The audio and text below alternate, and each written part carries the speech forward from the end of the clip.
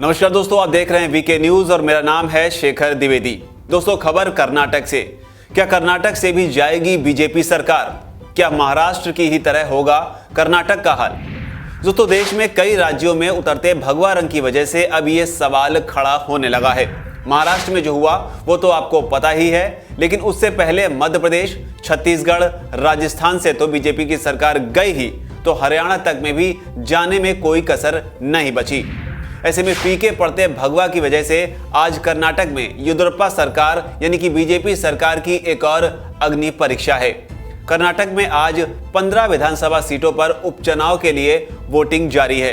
ये चुनाव राज्य के मुख्यमंत्री बीएस येदियुरप्पा के साथ साथ राज्य में बीजेपी सरकार का भी भविष्य तय करेंगे। जहां अगर हारे तो मोदी सरकार के हाथ से एक और सरकार चली जाएगी।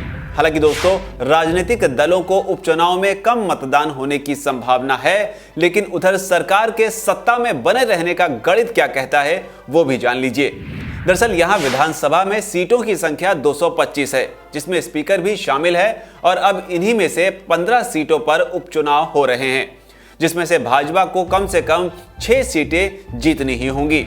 लेकिन अब ये नौबत क्यों आई और क्या है यहाँ बीजेपी का सत्ता में बने रहने का मौजूदा समीकरण, तो वो भी बता देते हैं।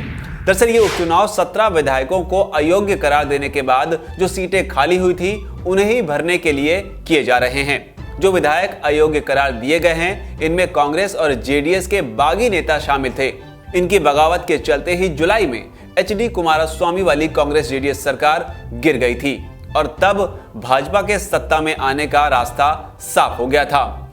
विधानसभा में अभी भाजपा के पास 105 विधायक हैं, जिसमें एक निर्दलीय भी शामिल है, जबकि कांग्रेस के पास 66 विधायक हैं, तो जेडीएस के 34।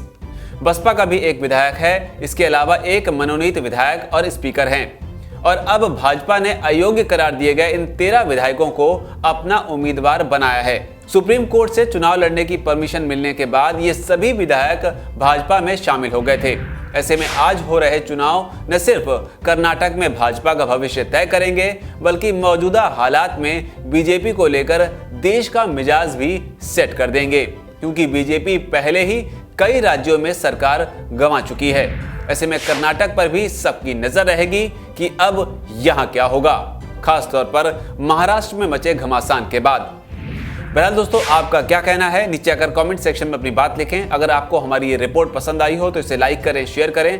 अगर अब तक आपने हमारे चैनल यानी कि वीके न्यूज को सब्सक्राइब न किया हो तो उसे भी सब्सक्राइब करें और बेल आइकन का बटन जरूर दबाएं, ताकि हर लेटेस्ट खबर आप तक पहुंचे सबसे पहले।